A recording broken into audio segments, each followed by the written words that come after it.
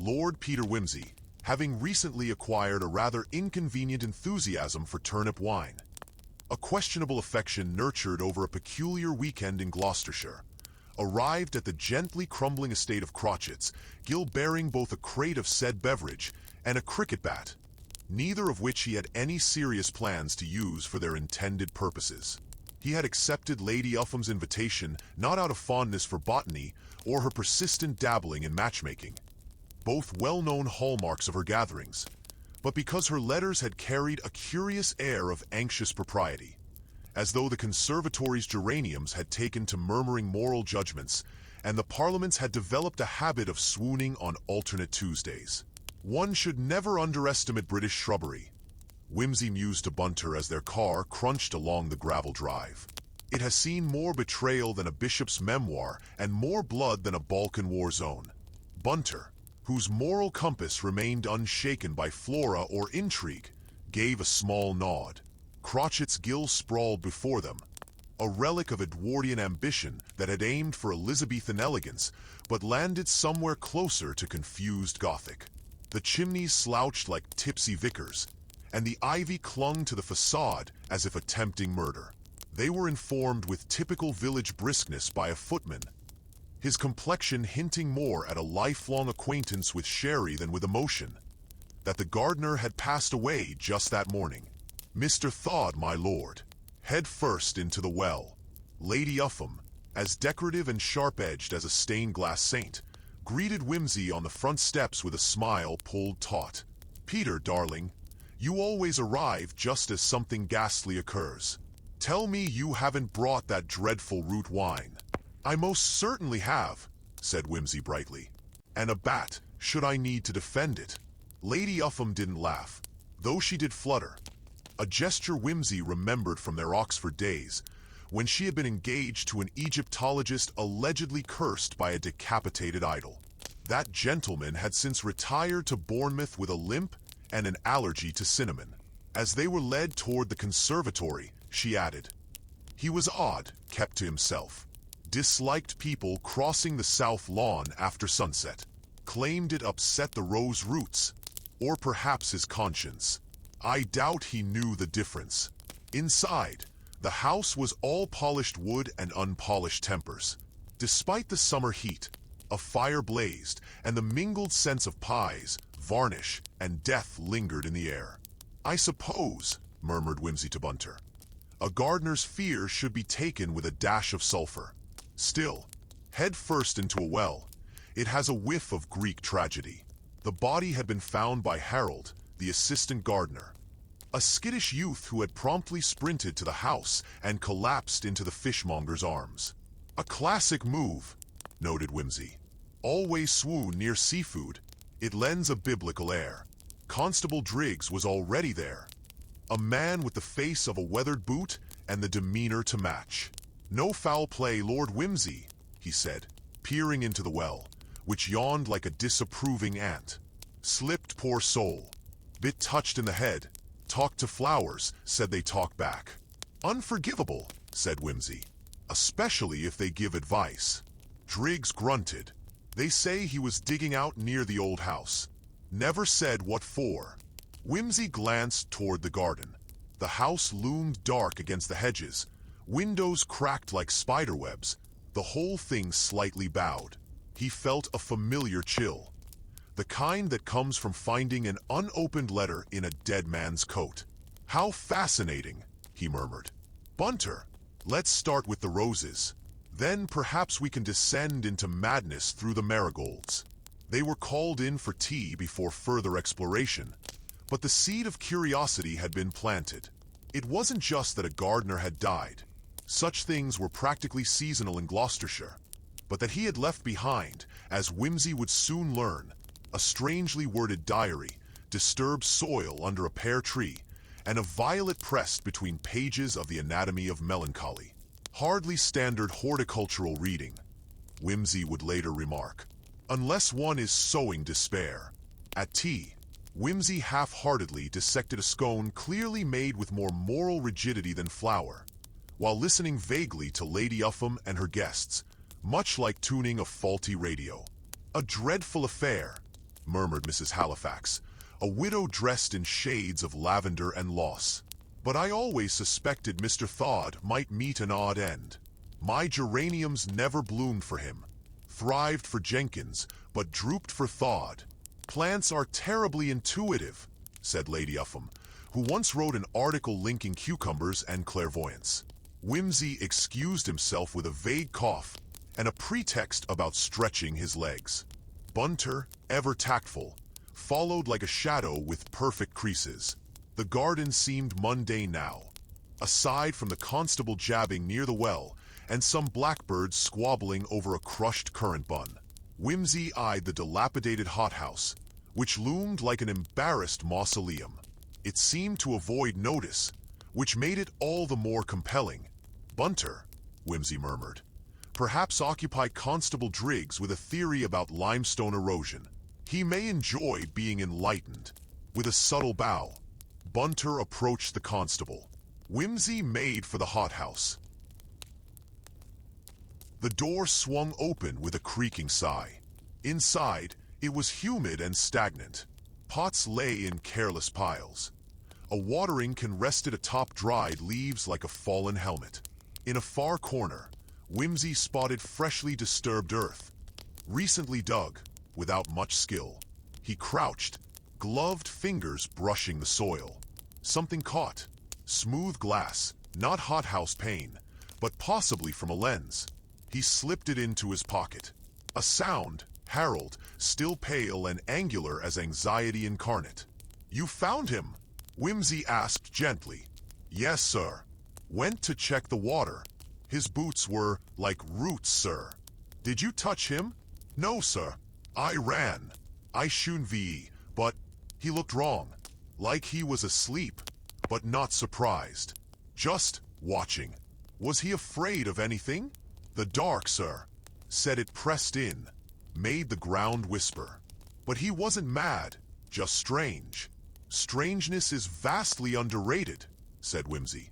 "Anyone he argued with?" The boy hesitated.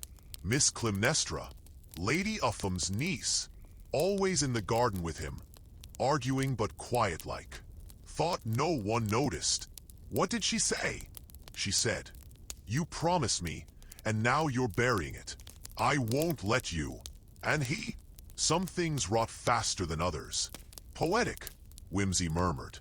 "Thank you, Harold. Best keep this to yourself for now." Back in the drawing room, Miss Clymnestra played Chopin with more fervor than grief. Whimsy approached as though the piano were ticking.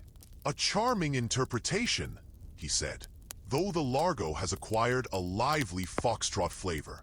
"I play for expression, not emotion," she replied coolly. "Ah, the difference between death and decay. One is fragrant." "Are you implying something, Lord Whimsy?" "Only that Mr. Thod had many expressions." "Did he show you any recently?" "We spoke.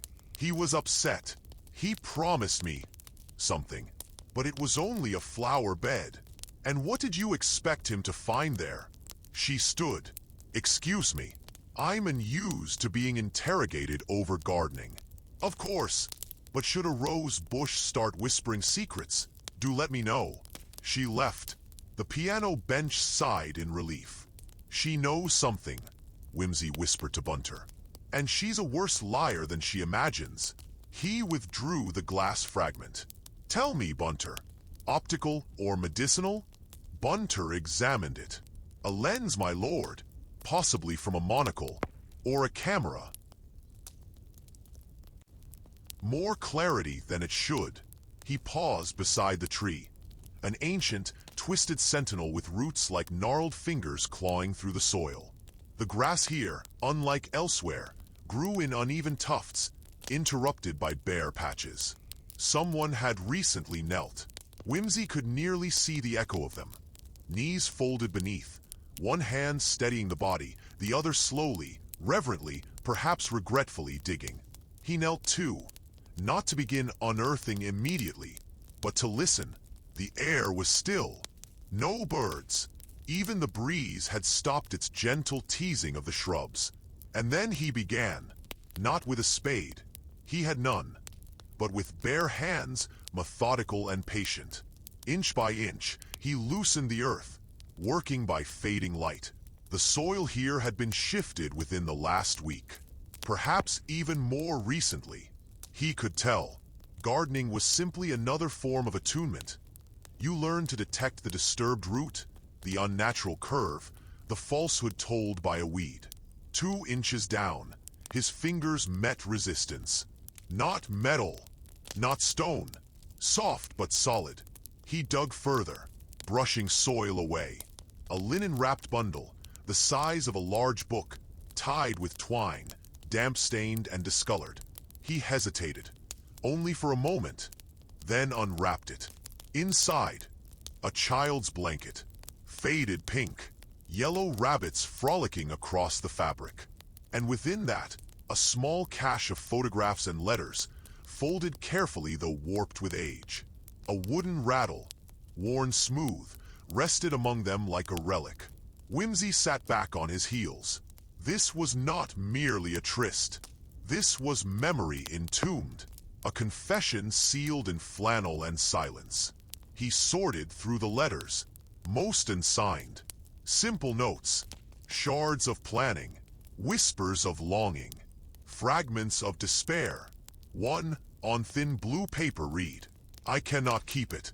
My uncle suspects. He says I'm unwell. He'll send me away if he finds out. Please bury it. If you love me." Another, in a firmer, more austere hand, stated, "She is not the first in this family to defy the rules. She will be corrected." He returned the contents to the blanket, rose, and brushed the earth from his coat. Bunter was waiting at the path's edge when Whimsy emerged from the shadow of the tree. "My lord," Bunter said quietly. "We found our motive," Whimsy replied, "but not yet our murderer." He didn't speak again until they were back inside, in the quiet sanctum of his borrowed study. Once used for drying herbs, now commandeered for deduction. He laid the contents of the parcel on the desk, each item positioned with gentle precision. "Bunter, I suspect that whatever transpired between Thod and Miss Nestra was only the surface. There's another player here, older, someone who knew, and needed it kept buried." Bunter nodded. The tone of the second letter suggests authority. Possibly Lord Apham himself, or someone speaking on his behalf. A housekeeper, perhaps, or a relative, someone who managed the aftermath and never forgot it. Whimsy leaned back, and someone who, when Thod began to stir the dust, chose silence, permanent silence. There was a knock. Soft. The door opened. Lady Apham stood framed by lamplight, like a ghost dressed in silk and indignation. "I hope I'm not interrupting." "Not at all," Whimsy said. "Just reviewing old correspondence." Her eyes drifted to the desk. She did not flinch. "I presume you've been digging beneath the pear tree. One must occasionally return to Eden to understand the fall." She entered, closed the door with exaggerated care. "I had hoped this would stay quiet," she said.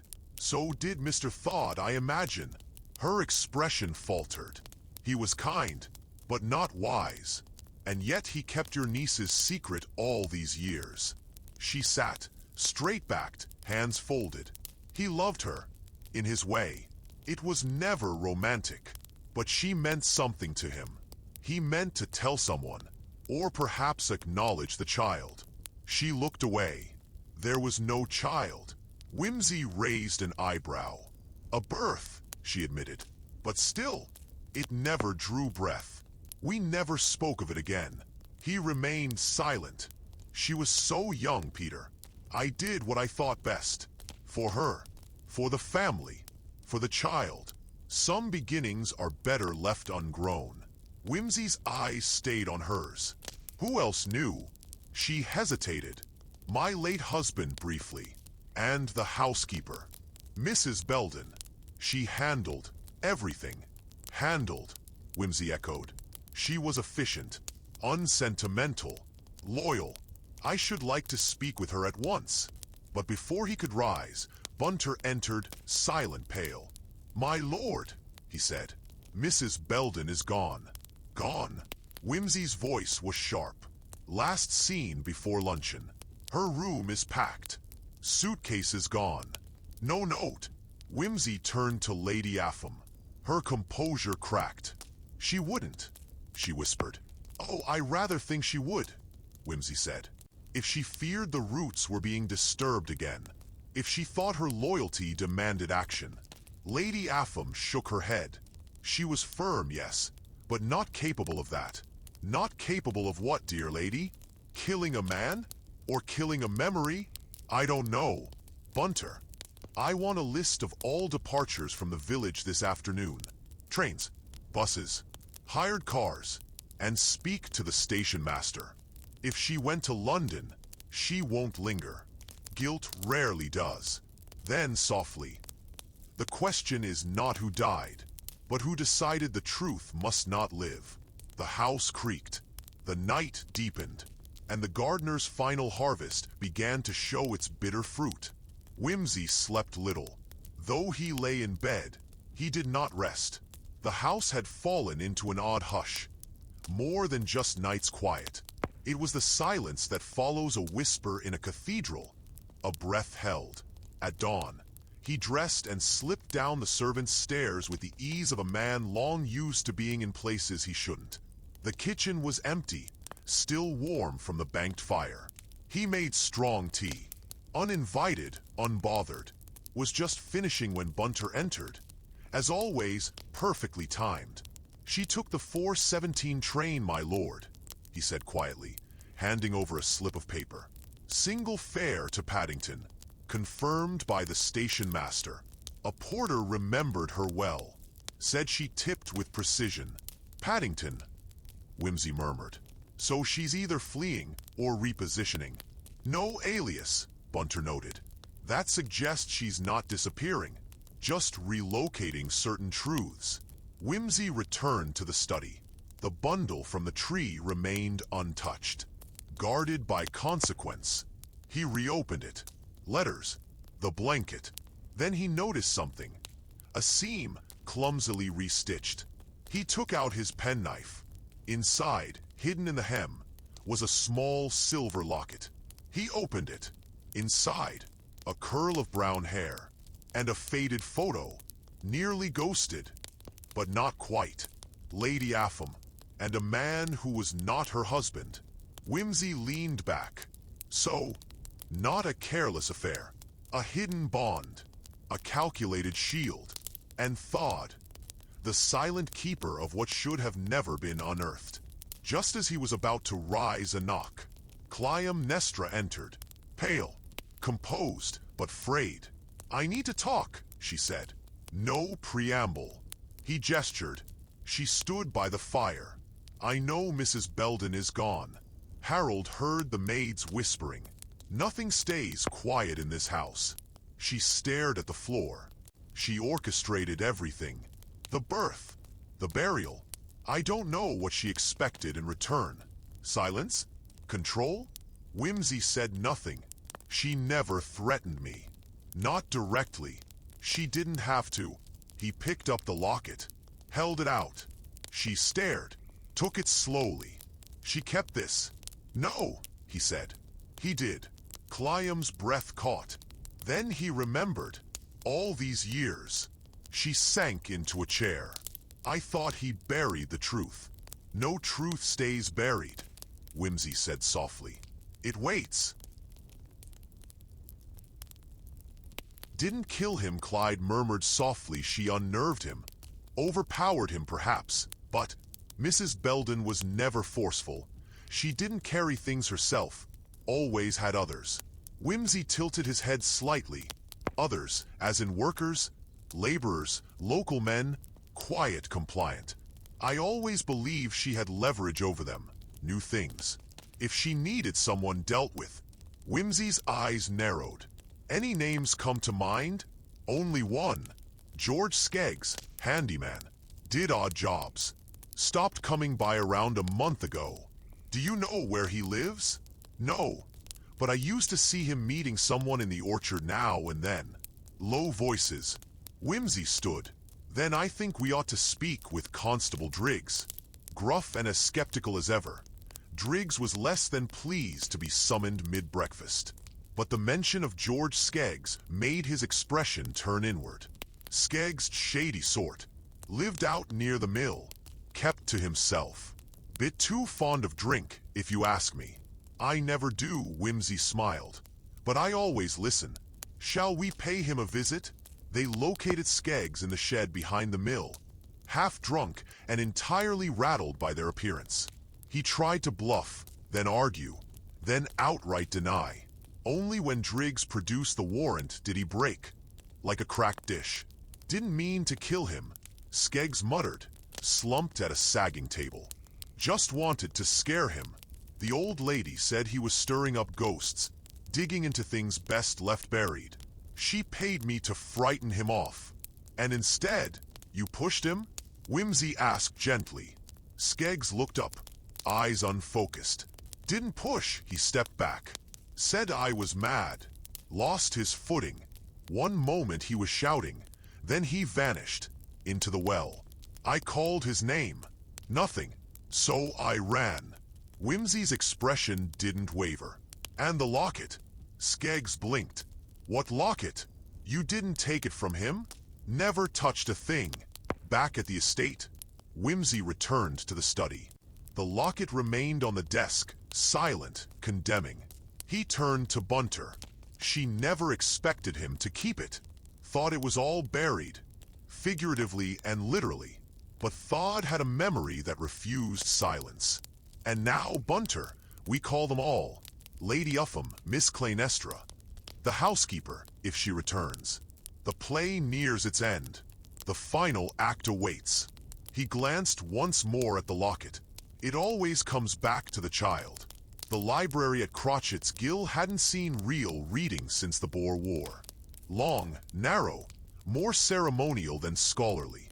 Shelves held unread Byron, pristine Thackeray, and a suspiciously uniform set of British birds. Their pages blank. Lord Peter Whimsy had chosen it for its theatrical gravitas. The space lent weight, useful when ushering in truth. He stood by the fireplace, hand lightly resting on the mantel. The locket sat open on a side table, curtains drawn, lighting low. Bunter hovered, silent, just behind a second wingback chair. A tea tray sat untouched. Whimsy found people were more honest without snacks. Lady Upham entered first, composed but brittle. Clynestra followed, pale, but with a curious steadiness, like one who no longer hoped to win, only to be heard. Whimsy inclined his head. I asked you here, he said gently, because the gardener is dead, and the child is not. Lady Upham tensed, but remained silent. Clynestra blinked. What do you mean? The locket, said Whimsy, nodding to it, contains your photo, Lady Upham, and a lock of hair. Hair not from a stillborn, but from a living child. Too well preserved. No signs of decay. The blanket, too, barely in the ground. Just enough to suggest secrecy. Lady Upham's hands clenched in her lap. You lied, Whimsy said softly. To your niece. To thought, perhaps to yourself. The child wasn't lost, he was hidden. Silence. Utter, pressing. Clynestra whispered. Alive? More than that, said Whimsy. Raised by locals. Mrs. Belden arranged everything. I found the payment records this morning. Regular funds sent to the Wedge family. The mother died years ago. The father, killed in the war. But the boy lives. His name is Edward. Clynestra's lips parted. Edward. Whimsy nodded. The E on the locket. Your son. Lady Upham closed her eyes. I had to, she said brittle. My husband. So proud, so cold. He'd have cast her out. It would have destroyed everything. So I told her the child died. Told her it was mercy. She was just a girl. And thought? He helped. Dug the grave. Hid the truth. But he never forgot. Watched me. Watched her. Never spoke. But the silence was its own burden. Whimsy nodded slowly. Perhaps he meant to tell Edward, to make amends. But Mrs. Belden saw danger. Lady Upham shook her head faintly. She would have stopped him. She did. Through Skeggs. Clynestra's gaze sharpened. You mean she ordered him to frighten Thod? Not to kill. But fear often exceeds its brief. Skeggs panicked. The well finished it. And Edward, whispered Clynestra. Does he know? Not yet. She turned to her aunt, and for the first time her voice lost its genteel polish. You told me I was mad, that I dreamed it, that my baby was gone. You lied. Lady Upham stood abruptly. I protected you. No, you protected yourself. Your title, your reputation. Whimsy interceded before anger overwhelmed truth. Perhaps both are true. Protection can wear the mask of control, but truth buried, does not rot. It ripens. Clynestra turned to him. Where is he? In the village. Works at the grocer's with the Wedge's cousin. Reads poetry. Loves dogs. Tears came. Not loud. Just a hand to her mouth. A tremble in her shoulders.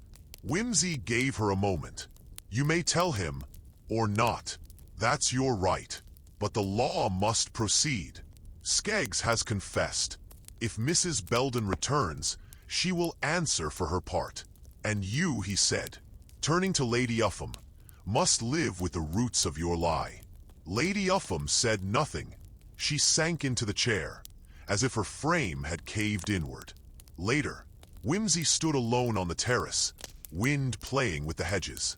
Bunter joined, silent as dusk. She took it hard, my lord, as one does, when falsehoods are unearthed like bulbs in spring. The boy, he'll be told, gently, but not by me. Will he want to know her? I think he already does, Whimsy murmured, even if he doesn't yet understand why. Blood has a voice. He lit a cigarette. Gardens are just. We reap only what we sow, and sometimes what others sow in our names. He glanced once more at the well, boarded and still. Funny thing, people fear ghosts, but memories, they're the ones that haunt. And then he went inside, where truth, like roses, needs time and light to bloom. Bunter was silent. What now, my lord? We show the records to Driggs. We trace these names. We speak to anyone still living. We find Marion, if she's still alive, or the child, and Edward. He must know he's not alone in this, that he's not the only one born of silence. Whimsy closed the box, his face unreadable. There is a cruelty in forgetting, he said. But there's a deeper cruelty in making others forget. They returned to the house, the ledger in hand. Driggs was less shocked than he ought to have been. Perhaps some part of the local force had long known there were corners of crotchets Gil best left unexamined. When they confronted Lady Upham again, her silence wasn't denial but weariness. I didn't know about Marion, she said quietly, but I knew the house had ways of smoothing things over. My husband was efficient. Your housekeeper even more so, said Whimsy. She shut her eyes. I thought protecting my niece was my greatest failure. I was wrong. You were simply the last chapter, said Whimsy. But the story began long before. Clytemnestra entered moments later, Edward just behind her. He looked between them, unsure. Whimsy stepped aside, and for the first time, no one said a word.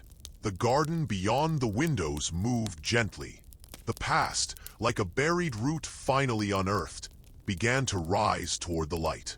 The air in the drawing room that evening held a strange weight. Not grief exactly, but consequence. Like the final note of a symphony where the audience hasn't yet decided whether to clap. Edward sat stiffly on the worn chintz sofa, a teacup untouched in his hands.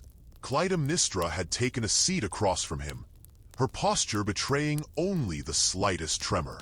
Lady Upham, pale and speechless, had retreated to the writing desk where she seemed obsessed with shuffling the same letters again and again.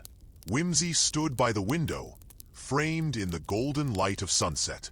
He wasn't watching, not quite. He was listening, waiting, as if he could hear the tale unfold in their breath.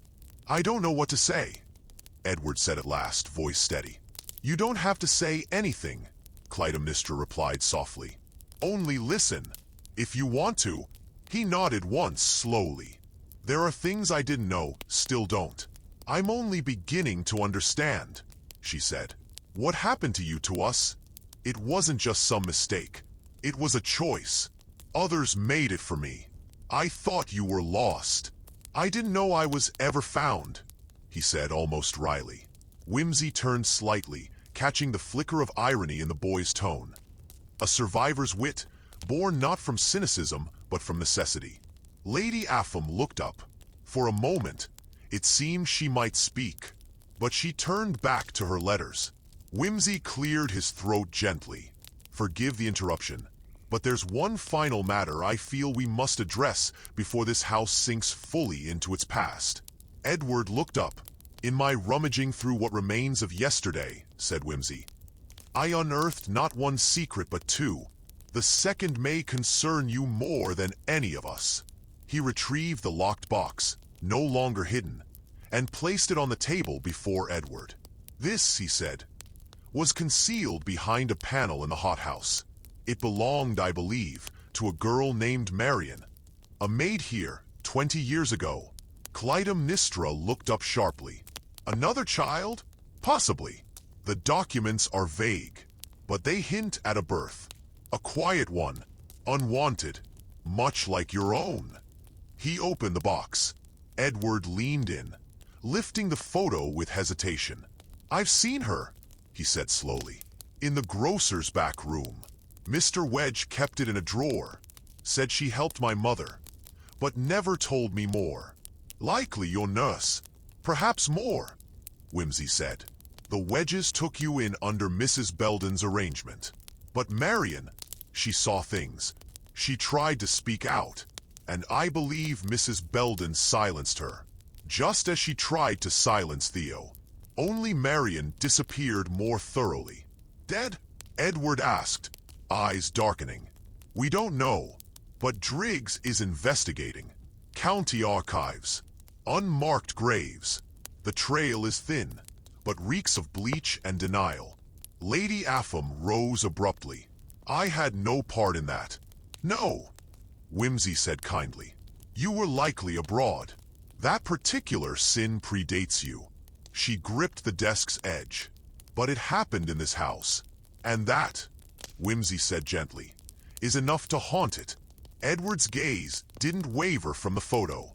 "So I'm not the only secret?" "No," said Clytemnestra. "You never were. They made me believe that. But it wasn't true." He looked at her, really looked, and something passed between them. Not familiarity, but recognition. The pull of shared gravity, each drawn by a different orbit, now finding a common center. Whimsy let the silence hold a moment longer, then turned to leave. "I think we've unearthed enough for 1 week." In the corridor, Bunter was waiting, code in hand. "Driggs will send word if Mrs. Belden is found," he murmured. "And I've arranged for a genealogist to study the household records from 1906 onward." "Excellent," Whimsy said. "I do love history when it's freshly dug." "Returning to London, my lord?"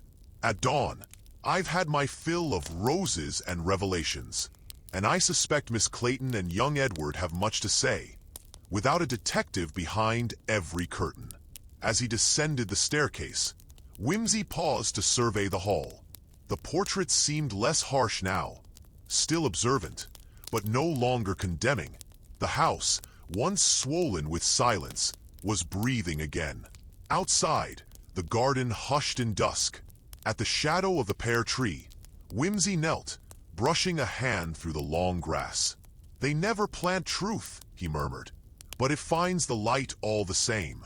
And with that, Lord Peter Whimsy tipped his hat to the ghosts and walked toward the gate. In her name, he retrieved a sheet of writing paper from his desk and began a letter to a journalist he knew in Birmingham. Someone with a keen curiosity for vanished identities and an appetite for the improbable. It began, "I wonder if you might assist me with a mystery involving a woman who disappeared from history." The following day, he dispatched copies of the archived documents to Edward, accompanied by a note. "You need not read these now, but one day perhaps you will. They are not yours to carry alone. Yet you are among the few who may determine how they are remembered." He enclosed a second envelope, penned in a different hand. She had asked me gently, and with surprising humility, to pass it on. "Let him choose whether to open it," she'd said. "I've chosen silence for so long. I can't assume the right to break it now." Whimsy had nodded, accepting the compromise. In the days that followed, life resumed its strange and barely convincing performance of normalcy. The newspapers printed a short column about the inquest into the death of a gardener in Gloucestershire, ruled accidental, with a note mentioning third-party involvement. No names were listed, no scandals exposed. Yet Whimsy, though he dined and debated and even laughed on occasion, felt a quiet stirring beneath his habitual composure. Something in him had shifted. Late one evening, as he stood at the window of his flat, gazing out at London's hazy shimmer, he spoke aloud to Bunter. "There is more to the night than stars, Bunter. We solve murders, yes, but what we really do, what we must always strive to do, is recover the lost, the forgotten, the rewritten." Bunter, standing discreetly with a glass of port, gave the slightest nod. "And when the dead can no longer speak," Whimsy continued, "we must decide whether to speak on their behalf or listen so deeply that their silence becomes sufficient." He turned from the window, a faint smile on his face. "I'm glad we found the boy, even if the house will never be whole again." "The boy," Bunter replied, "is putting down new roots. And perhaps one day," said Whimsy, lifting the port to his lips, "he'll grow something better from them." He drank. The fire crackled. In the hush that followed, Lord Peter Whimsy allowed himself, for the first time since the gardener's fall, to rest. The crisp morning sunlight filtered through the sheer curtains of the Piccadilly flat, casting soft pools of gold across the worn oak desk where Lord Peter Whimsy sat, surrounded by a quiet array of letters, photographs, and half-read books. The city outside murmured with its usual subdued commotion, the faint clang of a tram, a street vendor's distant cry. Yet here, in this pocket of gentle calm, the world had distilled into hushed secrets and lingering enigmas. Whimsy's fingers rested lightly on the envelope he had just received, the handwriting unmistakably delicate and exact. He recognized the crest embossed on the seal, the Wedge family's emblem, modest but steadfast. Inside was a letter, its edges worn, the ink pale but resolute. "Dear Lord Whimsy, I write to you with a trembling hand and a wary heart. My name is Alice Wedge, cousin to the man who once gave shelter to your Edward. I have kept this truth close, fearing that disturbing the past might bring pain rather than peace. Marian, the woman you sought, is gone now, but not before she often spoke of the child she had raised in secrecy. She adored him deeply, and though the world never recognized his name, she believed he carried her hopes forward. There is more, of course, secrets that even Crotchet's Gill could not contain. If you are willing, I will share what I know, for the sake of those who cannot speak." Whimsy folded the letter carefully and leaned back, his eyes narrowing in thought. The message was both balm and summons, perhaps the final thread in a tapestry woven of silence and sorrow. Bunter, having entered quietly, caught Whimsy's eye and inclined his head. "Shall I arrange for travel to the Wedge farm, my lord?" "Indeed, Bunter. It seems our garden of riddles has one last blossom." By afternoon, they journeyed through the lush countryside to a modest farmhouse nestled between rolling fields and whispering woods. Alice Wedge met them at the gate, a woman in her late 50s with eyes keen as a hawk's and a warmth that softened time's harsher lines. Inside, the air carried scents of fresh bread and lavender, a stark contrast to the lingering shadows of Crotchet's Gill. Over tea and homemade scones, Alice began unveiling the final chapters. Marian was a remarkable soul, she said gently. She bore trials no one should bear, but she did so with quiet grace. When she discovered the child's true parentage, she took him into her home. Edward was her light in those dark times. Whimsy listened with care as Alice described how Marian had confided in her only once, sharing the burden of silence and the dread that the past might one day reach out again. "There was a man," Alice said, her voice dropping. "A visitor from the city. Curious, persistent. He asked too many questions." Marian feared for Edward. She moved him again, but the fear lingered. Whimsy's thoughts turned to Skeggs, to Mrs. Belden, to the choking loyalty that tried to bury truth. "Do you know who this visitor was?" Alice shook her head.